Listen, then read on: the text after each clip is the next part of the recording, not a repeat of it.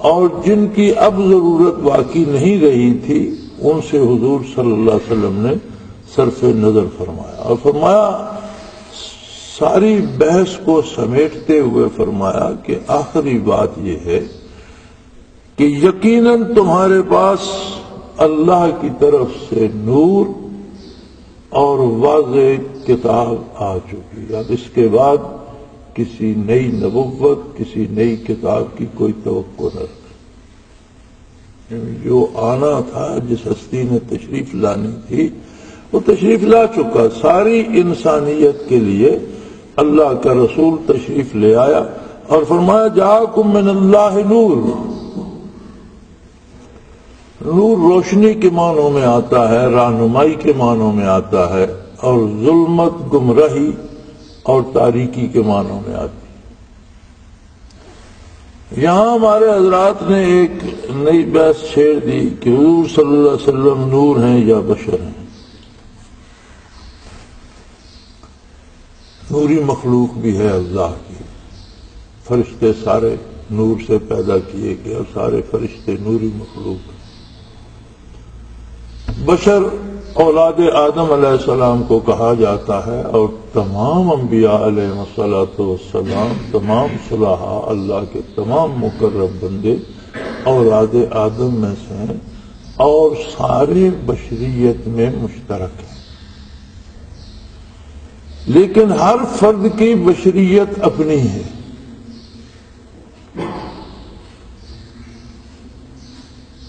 فرمایا انما انا بشر مثلکم یوحی الی، میں بھی تمہاری طرح بشر ہوں، اولاد آدم میں سے ہوں، لیکن تم میں اور مجھ میں فاصلہ یہ ہے کہ میری بشریت بھی اتنی منزہ، پاکیزہ اور لطیف ہے کہ مجھ پر اللہ کا کلام نازل ہوتا ہے۔ اب وصول وحی کے لیے جو لطافت شرط ہے، جو تنزیہ اور پاکیزگی شرط ہے، وہ موجود ہے نبی علیہ السلام کی بشریت میں۔ تو بشر تو حضور بھی ہیں، لیکن خیر البشر ہیں، اور پوری کائنات میں کوئی دوسرا بشر آپ کی مثل نہیں۔ نوری مخلوق ہیں فرشتے، وہ حضور کے در کے خادم ہیں، نوری مخلوق آپ کی خدمت گزار ہے۔ نوری مخلوق تو در اقدس پہ بھی حاضر ہوتی تھی اور بعد وصال روضہ اطہر پہ بھی حاضر ہوتی ہے، اور روایات میں ملتا ہے کہ ہزاروں فرشتے دن بھر رات بھر کوئی لمحہ خالی نہیں ہوتا کہ فرشتوں کے گروہ در گروہ حاضر ہوتے ہیں روضہ اطہر پر اور درود شریف پڑھتے ہیں، صلاۃ و سلام پیش کرتے ہیں اور واپس چلے جاتے ہیں، اور فرماتے ہیں کہ جو ایک دفعہ آئے ہیں قیامت تک ان کی باری نہیں آئے گی۔ فرشتے اتنی مخلوق ہے اللہ کی کہ جنہیں ایک دفعہ در اقدس کی حاضری نصیب ہوئی ہے، قیامت تک ان کی باری نہیں آنے والی، نہیں آتے رہیں۔ اب یہ اتنی جو نوری مخلوق ہے وہ تو حضور کی خادم ہے۔ حضور صلی اللہ علیہ وسلم کا کمال یہ ہے کہ آپ کی بشریت فرشتوں سے بھی لطیف تر ہے۔ فرشتوں کے سردار ہیں روح الامین، جبرائیل امین فرشتوں کے سردار ہیں،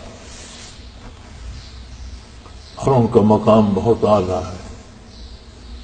شب معراج رسول اللہ صلی اللہ علیہ وسلم اپنے وجود عالی سمیت، اس بشری وجود سمیت معراج پر تشریف لے گئے۔ سدرۃ المنتہا تک تو ساتھ رہا جبرائیل امین کا۔ سدرۃ المنتہا پر پہنچ کر انہوں نے عرض کی کہ یا رسول اللہ صلی اللہ علیہ وسلم، اس سے آگے میری جرت نہیں ہے۔ مولانا رومی نے اسے شعر میں ڈھالا ہے کہ اگر یکسر منہ برتر پرم فروغ تجلا بسوزت پر، اگر یکسر منہ برتر پرم، اس سے سر منہ بھی تھوڑا سا بھی اگر میں آگے قدم رکھوں، فروغ تجلا بسوزت پرم، تجلیات الہی مجھے جلا کر راہ کر دے، میرے پر جل جائے۔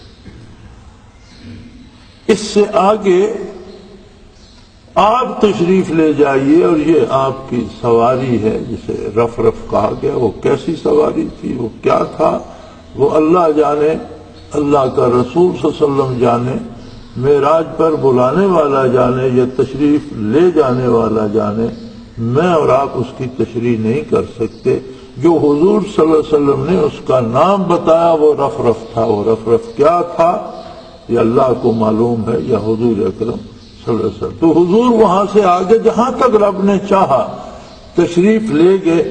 اب آپ کی بشریت بھی اتنی لطیف، اتنی پاکیزہ، اتنی منزہ ہے کہ نوری مخلوق کا سردار وہاں رک گیا کہ اس سے آگے کی جو تجلیات ہیں وہ میں برداشت نہیں کر سکتا۔ حضور صلی اللہ علیہ وسلم کی بشریت اس سے آگے چلی۔ تو حضور صلی اللہ علیہ وسلم کو بشر نہ ماننا اتنا بڑا جرم بن جاتا ہے کہ بشریت کا انکار نبوت تک چلا جاتا ہے، کیونکہ تمام نبی نبوت عطائی بشریت کو ہی اللہ کریم نے فرمایا کہ مشرکین کہتے تھے کہ ہماری طرح کا بشر ہے، کھاتا پیتا ہے، چلتا پھرتا ہے، بازار آتا جاتا ہے، بیوی بچے ہیں، یہ کیسے نبی ہو سکتا ہے؟ نبی تو کوئی فرشتہ ہوتا۔ تو اللہ کریم نے کتاب اللہ میں جواب دیا کہ اگر زمین پر فرشتے بستے ہوتے تو نبی بھی کسی فرشتے ہی کو بنایا جاتا، لیکن چونکہ زمین پہ انسان بستے ہیں اور فرشتہ نبی ہوتا تو انسان نہ تو اسے دیکھ پاتے نہ اس کی بات سن پاتے، تو اس سے کیسے استفادہ کرتے؟ پھر اگر وہ کوئی کام کہتا بھی تو وہ کہتے بھئی آپ تو فرشتے ہو، آپ ساری رات جاگ سکتے ہو، آپ روزہ رکھ سکتے ہو، آپ تو ساری عمر کچھ نہیں کھاتے پیتے، ہم کیسے روزے رکھیں؟ ہم کس طرح سے بار بار سجدے کریں، مسجد جائیں، ہمیں تو روزی کمانی ہے، آپ تو فرشتے ہو۔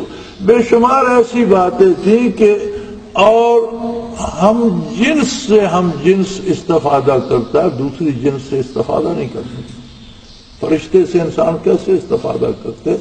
فرمایا میں نے انسان ہی کو نبی بنایا ہے، اور یہ انتخاب میرا ہے، اس میں کسی کے مشورے کی ضرورت نہیں ہے۔ یہ لوگوں یہ تمہارے بس میں نہیں ہے کہ کسے نبی بنایا جائے یا کسے نہ بنایا جائے۔ اور اس بات کا بھی جواب دیا جو اہل مکہ نے کہا تھا کہ من القریتین عظیم، مدینہ اور مکہ کے شہروں میں سے کسی رئیس کو اللہ بنا دیتا، نبی فرمایا رئیس تم کہاں سے آ گئے؟ یہ بھی میری تقسیم ہے، کسی کو زیادہ رزق دے دیا، کسی کو کم دے دیا، یہ بھی میرے بنائے ہوئے ہیں، اس میں تمہارا کوئی کمال نہیں کہ تم رئیس بن گئے تو اب ہر چیز پہ تمہارا حق ہے۔ امیر و غریب اور روزی کی تقسیم بھی میں نے کی ہے۔